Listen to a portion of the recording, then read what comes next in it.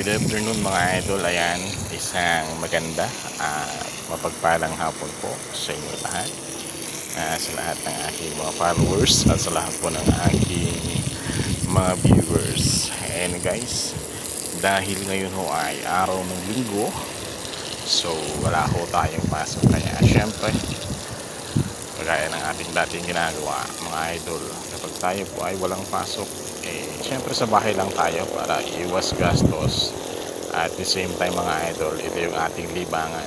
Ayan, pampalipas oras. Meron tayong mga konting alaga na halaman sa ating paligid ng bahay mga idol, no? So, ayan. At pagdating ng time, syempre, aanihin din natin yan mga idol, no? So, sabi ko nga, kapag meron kayong kahit konting space mga idol, no, sa inyong lugar, pwede nyo nang pagtaniman yan para pagdating ang araw mapakinabangan mga idol.